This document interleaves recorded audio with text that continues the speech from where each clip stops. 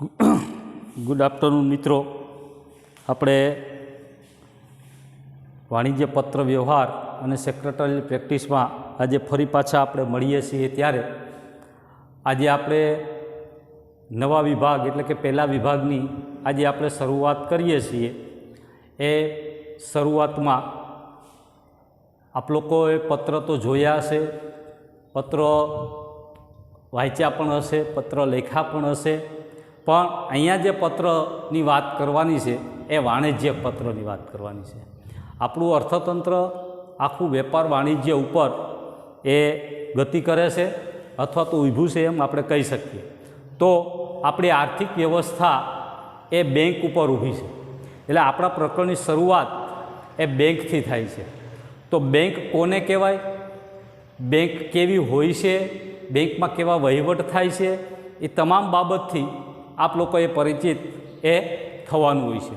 તો પહેલી વાત તો એ કે બેંક એટલે શું, તો કે ભાઈ બેંક એટલે કે એને આપણે કહીએ કે સમાજમાં વેલ વિખાયેલી પડેલી જે આપણી બચતો છે એ બચતો એકત્રિત કરે છે અને જરૂરિયાતમંદ લોકોને ફરીથી પાછું એનું ધિરાણ કરે છે, એને આપણે બેંક કહીએ છીએ। અથવા તો જરૂરિયાતમંદ લોકોને એ ધિરાણ કરે છે એને આપણે બેંક કહીએ છીએ। આપણા આખું અર્થતંત્ર એ બેંક ઉપર નિર્ભિત છે। આપણી આરબીઆઈ એ તમામ બેંકોનું સંચાલન કરે છે, નીતિ નિયમો બહાર પાડે છે, એ તમામ બેંકોને એ ફોલો કરવાના હોય છે। તો આપણે અહીંયા શેડ્યુલ બેંક અને સરકારી જેટલી કંઈ બેંકો છે કે ખાનગી જેટલી કંઈ બેંકો છે એ બધી આરબીઆઈને કેન્દ્રમાં રાખી અને ચાલતી હોય છે। એમ અહીંયા આપણે બેંકથી અનુભવ છે, બેંકમાં આપણું ખાતું પણ હોય છે, બેંકમાં આપણે જતા પણ હોઈએ છીએ, પરંતુ આપણે એક વેપારી થઈ અને બેંક સાથે પત્ર વ્યવહાર કેમ કરવો એ વસ્તુ આ પ્રકરણમાં આપણે એ શીખવાની છે। ભલે આપણે બેંકથી પરિચિત છે, બેંકમાં જતા હોય, બેંકમાં આપણું ખાતું હોય, આપણે રૂપિયા ઉપાડતા હોય, રૂપિયા મૂકતા હોઈએ છીએ, આપણે ચેક લખતા હોઈએ છીએ, એની ઉપાડ સ્લીપ ભરતા હોઈએ છીએ, એની જમા સ્લીપ આપણે ભરતા હોઈએ, પરંતુ એક વેપારી તરીકે જ્યારે આપણે કામગીરી કરવાની હોય ત્યારે કઈ રીતે કામ કરશું, તો અહીંયા આર્થિક જગતમાં પહેલી બાબત આવે છે એ બેંકની આવે છે, અને બેંક સાથે પત્ર વ્યવહાર કેમ કરવો એ વસ્તુ આ વિભાગમાં આપણે શીખવાની છે। આ વિભાગના બધા પ્રકરણો એમાં મોટે ભાગે તમને પત્રો જ પૂછાશે, એ પત્રો કેમ લખવા અને પત્રને કેમ મઠારવા એ વસ્તુ આપણે અહીંયા શીખવાની છે। જોકે તમે 11મા ધોરણમાં પણ પહેલા વિભાગમાં પત્રો લખતા શીખી ગયા છો, અહીંયા એ જ પત્રો ફરીથી પાછા રિપીટ થાય છે। તો પત્રનું આપણું જે માળખું છે, આપણે જે વાણિજ્ય પત્ર વ્યવહાર જે આપણો વિષય છે એ વાણિજ્ય પત્ર વ્યવહારના વિષયમાં પહેલો જે વિભાગ આવે છે, વિભાગ 1, એ આખો પત્ર શીખવાનો વિભાગ છે અને આખા પ્રકરણમાંથી આપણે પત્રો શીખવાના છે।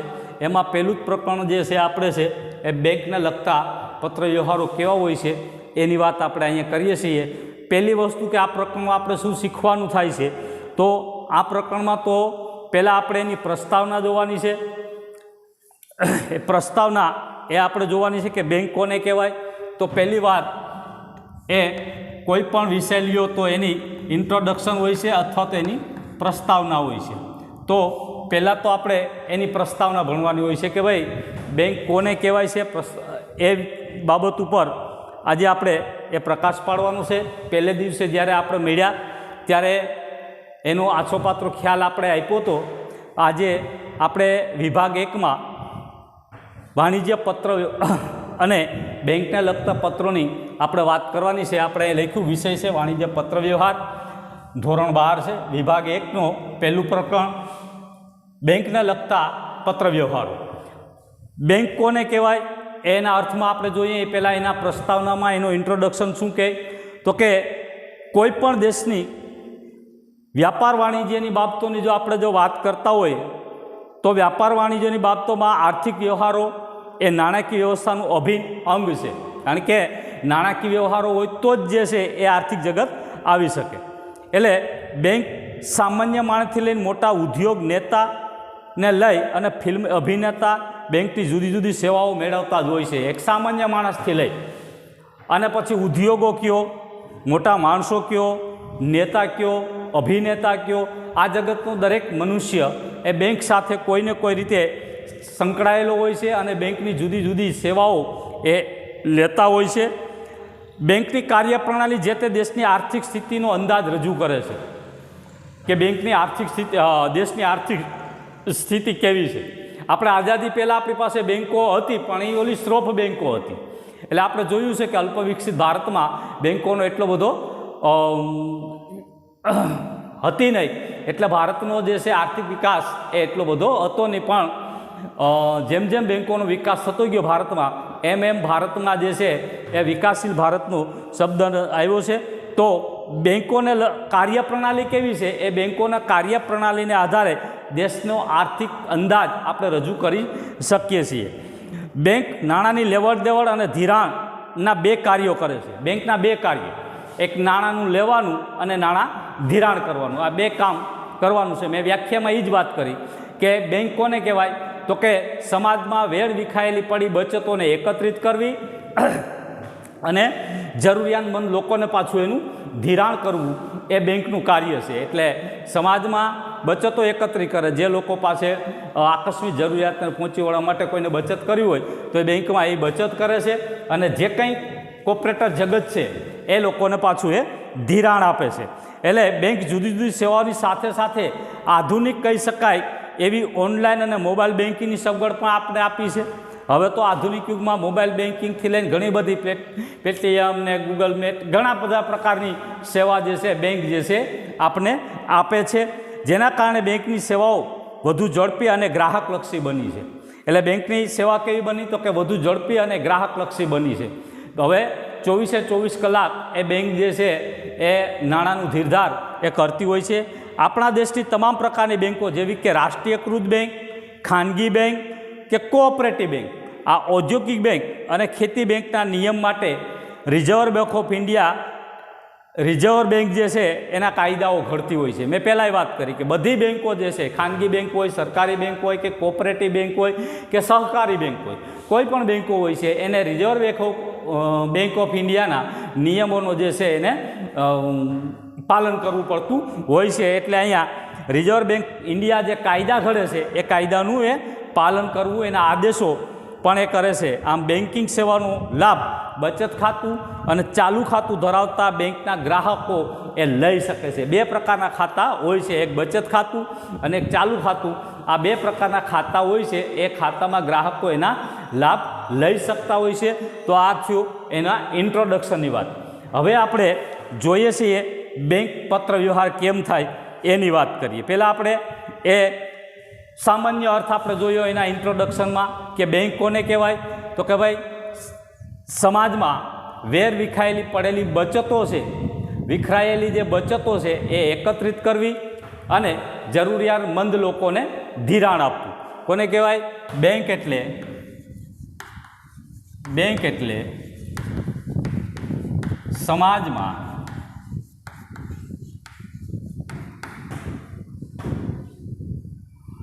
વિખરાયેલી બચતો એકત્રિત કરવી અને જરૂરિયાત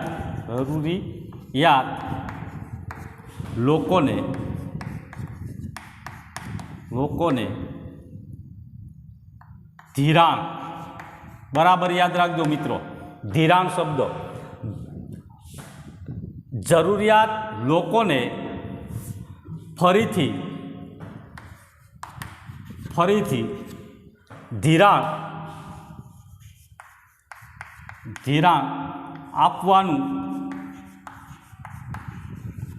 કાર્ય કરે તે બેંક. આને આપણે સામાન્ય શબ્દમાં આને આપણે બેંક કહીએ છીએ. સમાજમાં વિખરાયેલી પડેલી બચતો એકત્રિત કરે અને જરૂરિયાત લોકોને ફરીથી ધિરાણ આપવાનું કામ કરે એને બેંક તરીકે ઓળખવામાં આવ્યું છે. બેંકમાં બે પ્રકારના ખાતું હોય, એક ચાલુ ખાતું અને બીજું આવે બચત ખાતું. આ બે પ્રકારનું કાર્ય બેંક જે છે કરતી હોય છે, અને આપણે એના સામાન્ય અર્થમાં આ રીતે આપણે બેંકનો અર્થ જે છે આપણે લેતા હોય છે. એક ચાલુ ખાતું હોય છે, એક બચત ખાતું હોય છે. અમુક લોકો જે છે પોતાની આકસ્મિક જરૂરિયાતોને પહોંચી વળવા માટે એ બચત ખાતું કરતા હોય છે, જ્યારે અમુક લોકો જે છે એ ચાલુ ખાતું ધરાવતા હોય. તો આ સેવા જે છે બેંક આપે છે, અને આ તમામ સેવા છે એ રિઝર્વ બેંક ઓફ ઇન્ડિયાના કાયદાને અનુલક્ષીને બેંકો જે છે એનું પાલન કરતી હોય છે. એટલે આ રીતે બેંક જે છે એ એમના ગ્રાહકોને એ પછી જુદા જુદા પ્રકારની આધુનિક સેવાઓ જે છે એ આપે છે. આ પરથી હવે આપણે જોઈએ છીએ પત્ર વ્યવહાર. બેંક સાથેનો પત્ર વ્યવહાર આપણે ક્યારે કરીએ? તો પત્ર વ્યવહાર, બેંક પત્ર વ્યવહાર. બીજો પોઈન્ટ જોઈએ બેંક પત્ર વ્યવહાર. બેંકના ઉદ્ભવ અને બેંકની કાર્યપ્રણાલી એની વાત આપણે નથી કરવાની. આપણે અહીંયા વાણિજ્ય પત્ર વ્યવહારમાં છીએ. બેંકનો અર્થ તમે જ્યારે અર્થશાસ્ત્ર ભણશો ત્યાં એમાં બેંક પાછી ભણવામાં આવે છે. એટલે અર્થશાસ્ત્રમાં બેંક, એનો અર્થ, એની કાર્યપ્રણાલી બધું તમને એમાં જાણવા મળશે. અહીંયા આપણે માત્ર એક સામાન્ય વ્યાખ્યા લેવાની છે, કારણ કે આપણો અભ્યાસનો હેતુ છે પત્ર વ્યવહારનો. આપણા અભ્યાસનો હેતુ છે પત્ર વ્યવહારનો. એટલે બેંક સાથે પત્ર વ્યવહાર આપણે કેમ કરવાના છે એ આપણે અહીંયા શીખવાનું છે. ખાતું ધરાવનાર લોકો પત્ર વ્યવહાર કરી શકે કે ખાતું ન ધરાવતા હોય એ પણ પત્ર વ્યવહાર કરી શકે. તો એ પત્ર કઈ રીતે લખવા અને પત્ર બેંકમાં કઈ રીતે લખાય એ વસ્તુ આપણે અહીંયા ખાસ શીખવાની છે. તો બેંક સાથે કોઈ પણ પ્રકારના પત્ર વ્યવહાર સરળ શૈલીમાં, સ્પષ્ટ ભાષામાં અને નિયત કરેલ ઢાંચામાં કરવાનો હોય છે. શું વાત કરી? પત્ર વ્યવહાર શું હોય? બેંક પત્ર વ્યવહારમાં શું કીધું? તો કે કોઈ પણ પ્રકારનો પત્ર વ્યવહાર સરળ શૈલીમાં, સ્પષ્ટ ભાષામાં અને નિયત કરેલ ઢાંચામાં કરવાનો હોય છે. એનું એક ફોર્મેટ આપેલું હોય, એને કંઈ આપણે નિયત પ્રકારનો ઢાંચો, એ નિયત પ્રકારના ફોર્મેટમાં જે પત્ર લખવાનો થતો હોય છે. આપણે ઓલો સામાજિક પત્ર લખીએ એની જેમ નહીં. અને આપણી ઘરે કાગળ આવે, પહેલાં આ ફોન હતા નહીં ત્યારે લોકો જે છે એ પોસ્ટકાર્ડ લખતા હતા, બીજા અન્ય કવરિંગ કાગળ આવતા એ કવરિંગ કાગળ લખતા હતા.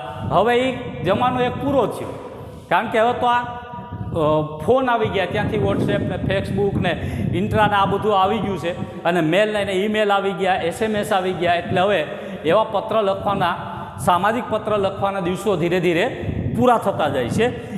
પણ બેંક સાથે તો આપણે પત્ર વ્યવહાર કરવો પડે એમ જ છે. એટલે એક એવી સરળ ભાષામાં, શૈલીમાં, સ્પષ્ટ ભાષામાં લખવો પડે, નહીંતર તો શું થાય? અર્થનો અનર્થ થઈ જાય. શબ્દો અહીંયા પકડવા પડે. એટલે એને સ્પષ્ટ ભાષાની વાત કરી કે સ્પષ્ટ ભાષામાં એનો નિયત કરેલું જે ઢાંચો જે છે એ નિયત કરેલા ફોર્મેટમાં જ એ પત્ર લખવાનો હોય છે.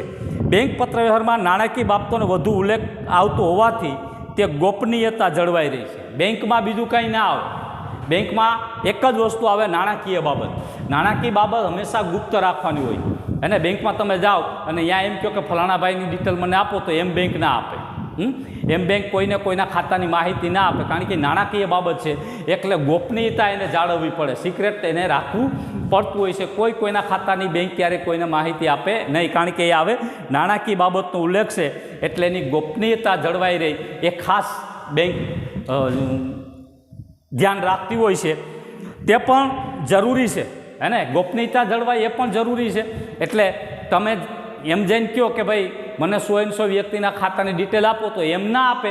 પણ વેપારી એકબીજા જે છે પત્ર જ્યારે લખે ત્યારે એકબીજાની શાખ ધરાવતા પત્રો જે છે, આપણે ધોરણ 11માં શીખી ગયા શાખ પત્રો. તો એ શાખ પત્રમાં બેંક માહિતી આપે, પણ એ કોને આપે? તો કે બેંકથી બેંક આપે, વ્યક્તિને ના આપે. એ કોને આપે? બેંકથી બેંક. એટલે ગોપનીયતા જળવાઈ રહી એ ખાસ જોવાનું હોય છે. ચોકસાઈ અને સમયપાલન પણ પત્ર વ્યવહારમાં ખૂબ જરૂરી છે. ચોકસાઈ પણ રાખવી પડે અને સમયપાલન પણ રાખવું પડે, એ બંને એમાં જરૂરી છે. બેંક સેવાઓનો લાભ બચત ખાતું અને ચાલુ ખાતું ધરાવતા બેંકના ગ્રાહકો લઈ શકે. આપણે હમણાં અહીંયાની વ્યાખ્યામાં લખ્યું હતું, બચત ખાતું અને ચાલુ ખાતું જે ધરાવતા હોય એ જ બેંકનો લાભ એ લઈ શકે છે. બેંક પત્ર વ્યવહારના ખાતા નંબર અને તેનો પ્રકાર એટલે કે બચત ખાતું છે કે ચાલુ ખાતું તેનો ઉલ્લેખ કરતું અત્યંત આવશ્યક છે. બેંકમાં એક પહેલી વસ્તુ આવે ખાતા નંબર, હે ને, એકાઉન્ટ નંબર, ખાતા નંબર, અને બીજું છે કયા પ્રકારનું ખાતું છે, ચાલુ ખાતું છે કે બચત ખાતું છે, ચાલુ ખાતું કે બચત ખાતું. આ બે વસ્તુ જે છે જળવાયેલી રહેવી જોઈએ. આ બે વસ્તુ હોય, એક તો એનો ખાતા નંબર હોય છે, બીજું કયા પ્રકારનું ખાતું, ચાલુ ખાતું છે કે બચત ખાતું છે, એ ખાસ એમાં ઉલ્લેખ કરવાનો હોય છે. બીજી મહત્ત્વની બાબત એ છે કે બેંક પત્ર વ્યવહારમાં તારીખ અવશ્ય લખવી જોઈએ, કારણ કે તારીખ વગરનો એકેય પત્ર હોઈ શકે નહીં. તારીખ અવશ્ય લખવી પડે. આપણે ધોરણ 11માં તારીખ જુદા જુદા દેશોમાં કેમ લખાય એ આપણે 11મા ધોરણમાં તમે શીખી ગયા છો. ઇંગ્લેન્ડમાં તારીખ લખવાની પદ્ધતિ, અમેરિકામાં તારીખ લખવાની પદ્ધતિ, ભારતમાં તારીખ લખવાની પદ્ધતિ, આવી તારીખ લખવાની અલગ અલગ પદ્ધતિ હોય. કોઈ દેશ એવો છે કે આ મહિનો પહેલાં હોય છે દાખલા તરીકે, અને કોઈ દેશ એવા છે કે ત્યાં તારીખ પહેલાં હોય છે, પછી મહિનો હોય છે, પછી વર્ષ હોય છે. આપણે એ રીતે છે, આપણે અહીં પહેલાં તારીખ હોય, પછી મહિનો હોય અને પછી વર્ષ લખીએ છીએ, બરાબર. આજે માની લો કે 5 તારીખ છે તો આપણે આ રીતે લખીએ છીએ, બરાબર. આપણે આ રીતે લખીએ છીએ, હે ને, આપણે આ રીતે લખીએ તારીખ. આપણે તારીખ ભારતમાં આ રીતે લખાય, મહિનો, તારીખ, મહિનો અને વર્ષ, આપણે એ રીતે લખીએ છીએ. જ્યારે અમુક દેશમાં આ રીતે લખાય, હે ને, અમુક દેશમાં આ રીતે લખાય, અમુક દેશમાં આ રીતે લખાય. પહેલા મહિનો આવે, પછી તારીખ આવે અને પછી વર્ષ આવે અમુક. એટલે બેંકમાં જે છે એ તારીખ લખવી ખૂબ જરૂરી છે. તારીખ વગર કામ થઈ શકે નહીં. એટલે તારીખનો ઉલ્લેખ અવશ્ય કરવો જોઈએ. ક્યારેય પણ પત્ર લખો, ક્યારેય પણ કોઈ બાબત જ્યારે તમે લખો છો ત્યારે એમાં તારીખ લખવી એ ખૂબ જરૂરી છે. એટલે બેંકમાં ખાસ મહત્ત્વની બાબત આવે તારીખ. બેંક પત્ર વ્યવહારમાં જ્યાં પણ નાણાંની રકમ લખવાની હોય ત્યાં તે રકમના આંકડામાં અને ત્યારબાદ કૌંસમાં શબ્દમાં લખવી હિતાવત છે. અને બેંકમાં ક્યારે પણ આપણે જઈએ, આપ લોકો જાઓ છો બેંકમાં, તો બેંકમાં જ્યારે તમે જાઓ ત્યારે નાણાં લખવાના થાય ત્યારે એને આંકડામાંય લખવાના, એ રકમ આંકડામાં અને ત્યારબાદ કૌંસમાં શબ્દોમાં પણ એને લખવા જોઈએ. માની લો કે તમે 1000 રૂપિયો મૂકવા ગયા, માની લો કે તમે એમ કે ભાઈ મારે 1000 રૂપિયો જમા કરવા, એટલે તમે 1000 રૂપિયો લખ્યો. આ માની લો કે 1000 રૂપિયો મારે ખાતામાં જમા કરાવવો, પછી તમે આવું કરી શકો, બરાબર. આવું કરી આ માની લો કે આંકડામાં થયું, ત્યાર પછી શબ્દોમાં લખો તો આવી રીતે લખવું પડે, અંકે રૂપિયા 1000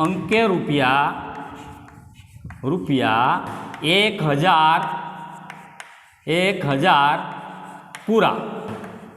આ રીતે તમારે આંકડામાં અને શબ્દમાં, આ કૌંસમાં લખવા પડે તમારે.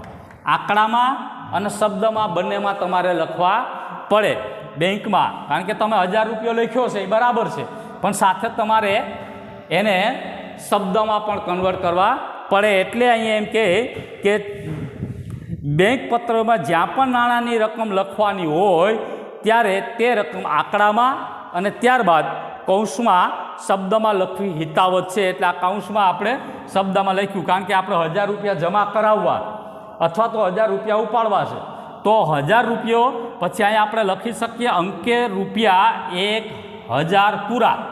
એ રીતે તમારે લખવું પડે, જમા કરાવતા હોય કે ઉપાડતા હોય.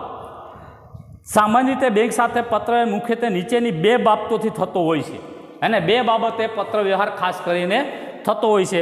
કઈ બાબત આપણે જોઈએ છીએ, પત્ર કઈ રીતે, કેટલી બાબતમાં બેંક સાથે પત્ર લખાય એ વસ્તુ હવે આપણે જોઈએ. અહીંયા આ થઈ ગયું, એટલું થઈ ગયું. બેંક સાથે પત્ર વ્યવહાર કેમ થાય, બેંક પત્ર વ્યવહાર કેમ કરવો એ થઈ ગયું. પછી આપણે એ શીખી શકીએ કે બેંકને લખવામાં આવતા પત્રો, બેંકને લખવામાં આવતા વિનંતી પત્રો, હંમેશા પત્રો વિનંતી જ હોય, હે ને. ક્યારેક ઓર્ડર આપતા પત્ર પણ હોઈ શકે, પણ પત્ર હંમેશા વિનંતી, પત્રમાં હંમેશા વિનંતી જ આવતી હોય છે. એટલે અહીંયા આપણે લખીએ બેંકને લખવામાં આવતા, બેંકને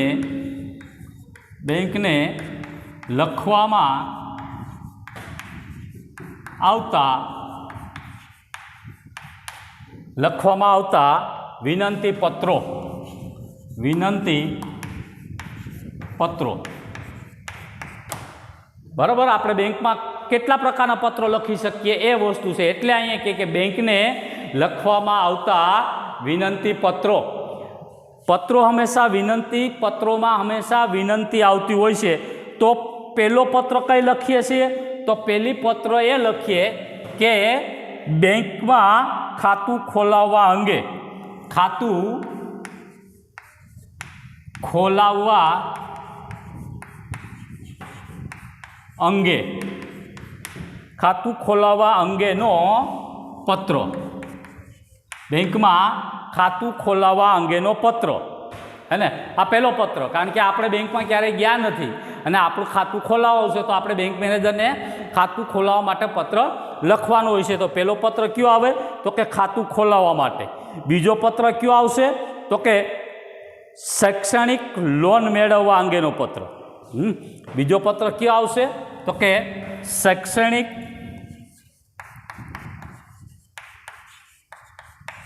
શૈક્ષણિક લોન મેળવવી, લોન મેળવવા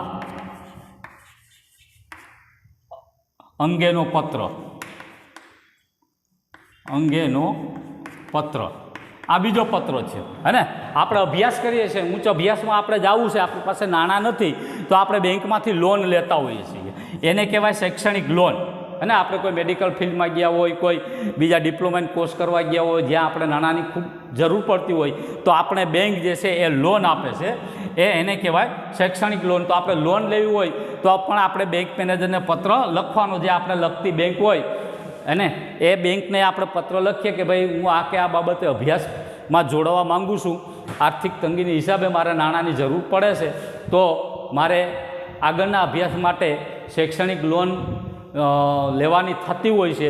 તો એના નિયમો અને જરૂરી ડોક્યુમેન્ટની કઈ કઈ જરૂર પડે એ વિગતે આપણે એને વિનંતી પત્ર લખી શકીએ. પછી ચેકના નાણાંની ચૂકવણી અટકાવવા અંગેનો પત્ર, હે ને? બીજો પત્ર કયો આવશે? ચેકના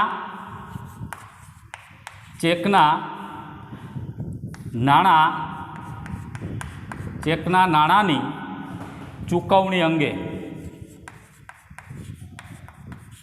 બેંક ચેકના નાણાંની ચૂકવણી અટકાવવા અંગે.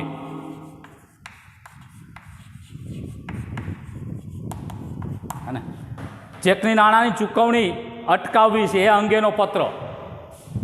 શા માટે અટકાવવાની છે? માની લો કે આપણી પાસે ચેક છે, લખેલો ચેક છે, અને બેંકમાં એ ચેક આપણે પૈસા લેવા જ જઈએ, રસ્તામાં ક્યાંય ગુમ થઈ ગયો, તો આપણે બેંક મેનેજરને પત્ર લખીએ અને જાણ કરીએ કે ભાઈ આ નંબરનો આવેલો ચેક એની ચૂકવણી તમે કરતા નહીં. તો આપણે એ અટકાવવા માટે કરતા હોઈએ છીએ. ચેક ગુમ થઈ ગયો, ખોવાઈ ગયો, ચોરાઈ ગયો, એને આપણે ગયા રસ્તામાં જતા હોય ને આપણું પાકીટ વોલેટ જે છે એ ગુમ થઈ જાય અને એ લખેલો ચેક આપણા વોલેટમાં પડ્યો હોય ને આપણે ખ્યાલ પડે કે ભાઈ એમાં તો 10,000નો લખેલો ચેક પડ્યો અને એ ચેક તો પ્લે એક્ટનો છે, તો એ ફટાફટ જે છે બેંકને જાણ કરવી પડે. ત્યાર પછી બેંકમાં લોકર સુવિધા મેળવવા અંગેનો પત્ર, હે ને? બેંકમાં લોકર સુવિધા મેળવવા,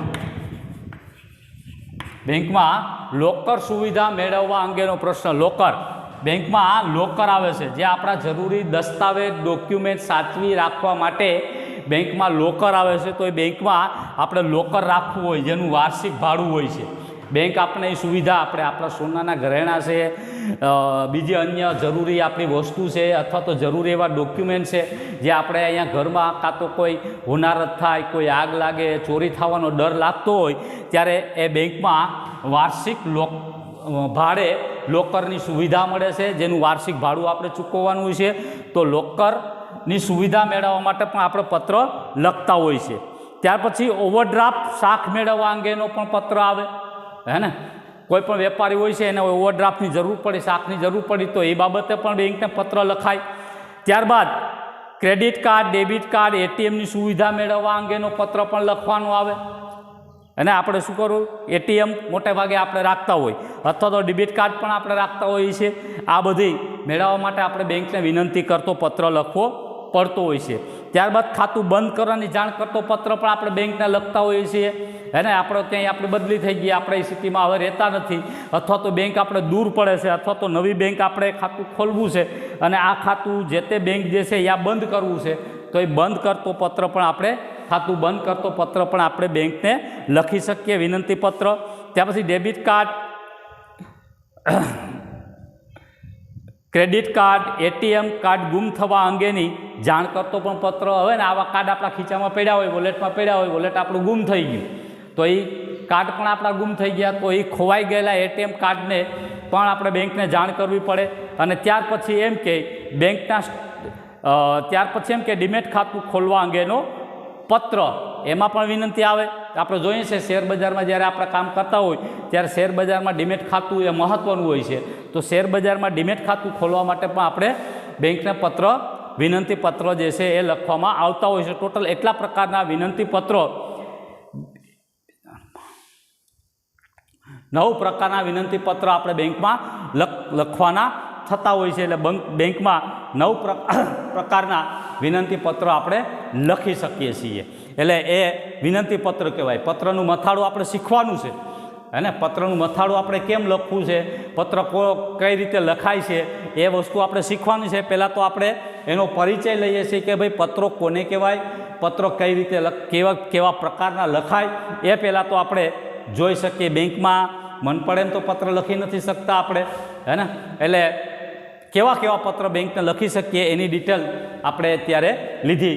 હવે જો અહીંયા આપણે બેંકમાં લખવામાં આવતા ફરિયાદી પત્રો, આપણે વિનંતી પત્ર તો લખી લીધું, હે ને, બેંકને વિનંતી પત્ર લખ્યા, હે ને, કે ભાઈ મારે શૈક્ષણિક લોન જોઈએ, મારે લોકરની સુવિધા જોઈએ, ચેકના નાણાં અટકાવવા છે, મારે એટીએમ જોઈએ છે, અથવા તો મારું એટીએમ ગુમ થઈ ગયું, આવા બધા પત્રો આપણે બેંકને લખવાના થાય, વિનંતી પત્ર લખવાના છે. પણ હવે કદાચ બેંકમાં અમુક પ્રકારની મુશ્કેલી આવી તો એ મુશ્કેલી પણ આપણે બેંક તરફથી મળી છે, તો ત્યાં આપણે ફરિયાદ કરવાની થતી હોય, તો બેંકને લખવામાં આવતા ફરિયાદ પત્રો.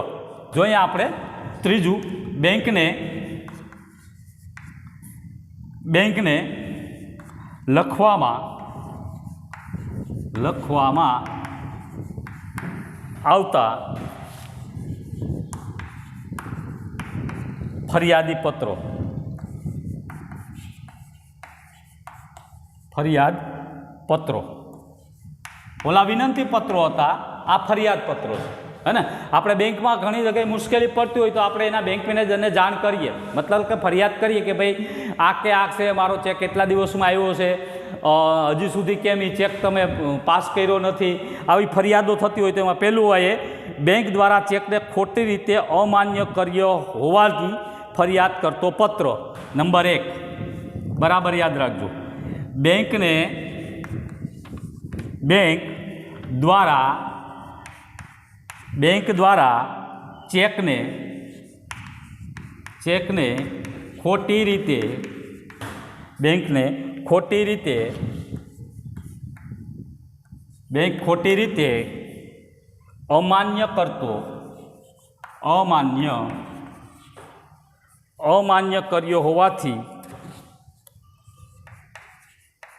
કર્યો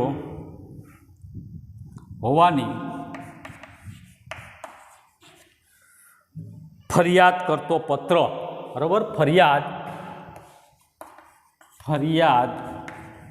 કરતો પત્ર, હે ને. આપણે બેંકમાં ચેક નાખ્યો છે, આપણે ખબર છે કે આપણા ખાતામાં નાણાં પડ્યા છે, અને આપણે કહી શકીએ કે ભાઈ બેંક જે છે ક્યારેક ચેક જે છે એ ખોટી રીતે અમાન્ય કર્યો હોય, તો એ આપણે એના બેંક મેનેજરને ફરિયાદ કરીએ કે ભાઈ આપણે એને કહીએ કે ભાઈ આ તારીખે મેં મારી પાસબુકમાં એન્ટ્રી પડાવતા મને માલુમ પડ્યું કે મારા ખાતામાં 50,000 રૂપિયાની બેલેન્સ પડેલી છે, અને એ 50,000ને ધ્યાનમાં રાખી મેં સામેની પાર્ટીને 30,000નો ચેક લખી આપેલ છે, છતાં તમે આ ચેક ખોટી રીતે અમાન્ય કેમ કર્યો, એ ફરિયાદ કરતો પત્ર આપણે લખી શકીએ છીએ. આવશે આપણે એનું ઉદાહરણ, ખોટી રીતે ચેક અમાન્ય કર્યો હોય તો એ પત્ર આપણે ફરિયાદ કઈ રીતે કરી શકીએ. તો ખોટી રીતે આપણા ચેકને અમાન્ય કર્યો હોય તો એની ફરિયાદ કરતો પત્ર પણ આપણે લખતા હોઈએ છીએ બેંક મેનેજરને. ત્યાર પછી બેંકનું સ્ટેટમેન્ટ, અને બેંકનું બેંક સ્ટેટમેન્ટ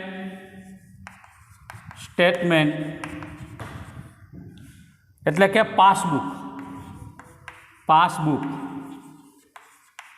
પાસબુકમાં જણાવેલ ભૂલનું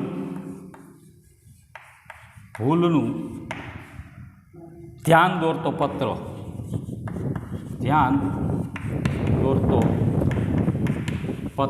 હે ને આપણી પાસે પાસબુક હોય છે બેંકની, આપણે એમાં પૈસા જમા ઉધાર કરતા હોય છે, ક્યારેક જમા કરતા હોય, ક્યારેક ઉપાડ કરતા હોય, એટલે બેંકનું જે સ્ટેટમેન્ટ છે એટલે કે પાસબુક છે એમાં માની લો કે 5 તારીખે આપણા ખાતામાં 1500 રૂપિયા કે 10,000 રૂપિયા હતા અને ફરી પાછા આપણે અમુક સમય પછી એન્ટ્રી પડાવવા ગયા તો એ એન્ટ્રીમાં આપણી તારીખે જે 30,000 રૂપિયા હતા એ હવે એમાં થોડી ભૂલ જણાય છે, તો એ સ્ટેટમેન્ટની ભૂલ જણાવવા પણ આપણે ફરિયાદ કરતો પત્ર લખી શકીએ.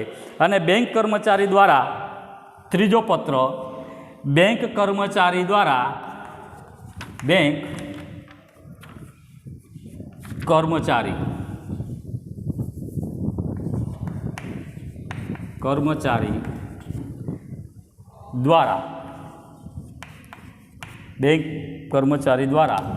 થયેલી ગેરવર્તુળ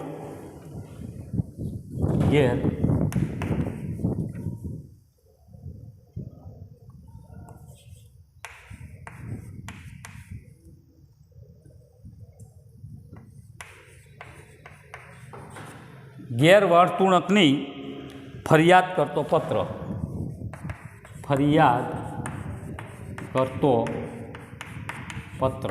અને આપણે બેંકમાં ગયા અને બેંકના અધિકારી મતલબ કે કર્મચારી, બેંકના અધિકારી આપણી સાથે ઉધઈભર્યું જ્યારે વર્તન કરતા હોય તો પણ આપણે બેંકને ફરિયાદ કરી શકીએ. એમના મેનેજરને આપણે ફરિયાદ કરીએ કે ભાઈ અમે બેંકના ગ્રાહક છીએ અને ગ્રાહક હિસાબે અમને ખબર ન પડે એટલે અમે ઘણી વસ્તુ જાણવા માટે તમારા કર્મચારીને અમે પૂછપરછ કરીએ છીએ, પરંતુ તમારા કર્મચારી અમારી સાથે ગેરવર્તણૂકની ભૂમિકા ભજવે છે તો એ કેટલે સુધી વ્યાજબી છે એવો ફરિયાદ કરતો પત્ર પણ આપણે લખી શકીએ. ટોટલ 9 પત્ર એવા આવશે કે જે વિનંતી પત્ર આવશે અને આ 3 પ્રકારના પત્રો એવા આવશે કે જેમાં આપણે બેંકને ફરિયાદ કરી શકીએ. એના મેનેજરને ફરિયાદ, પેલી પોલીસ સ્ટેશનવાળી ફરિયાદ નહીં, તો એના મેનેજરને આપણે ફરિયાદ કરી શકીએ એના અધિકારીઓ વિશે કે આ ભૂલ જે આવી છે એ ભૂલને આપણે ધ્યાન દોરવા અંગે એ આપણે એને ફરિયાદ કરી શકીએ. તો એ ફરિયાદનું નિરાકરણ એ લોકો લઈ આવે છે કે ભાઈ આમાં અમારી ખરેખર ભૂલ છે કે અન્ય કોઈ વસ્તુ જે છે એ આવે છે એ બાબત ઉપર અહીંયા એ લોકો ધ્યાન દોરે આપણું, અને એ ધ્યાનને નાતે બેંક પોતાની ભૂલ જે છે એ સુધારવા માટે પ્રયત્ન કરશે અને આપણી સમસ્યાનું નિરાકરણ લઈ આવશે. એટલે બેંકમાં 9 પ્રકારના પત્રો એવા છે કે એને વિનંતી પત્ર કહેવાય અને બાકીના 3 પત્રો એવા છે કે જેને ફરિયાદી પત્રો કહેવાય. અહીં સુધી આપણે વાત કરી બેંક પત્ર વ્યવહાર કેમ કરવો અને બેંક કોને કહેવાય, બેંકના પત્ર વ્યવહાર, બેંકમાં કેવા પ્રકારના પત્રો લખવાના હોય છે અને કેવી ફરિયાદી આવશે એની આપણે વાત કરી. હવે આવતીકાલે આપણે એના ઉદાહરણો એ જોવાના છે. અહીંયા એટલું આજ સુધીનું આપણે રાખીએ. આવતીકાલે જ્યારે આપણે મળશું ત્યારે બેંકમાં ખાતું કેમ ખોલાવવું, કઈ રીતે ખુલે એની વાત કરવાની છે અને એના પત્રો કઈ રીતે લખાય એની આપણે વાત કરશું. આજે અહીં સુધી રાખીએ. Thank you.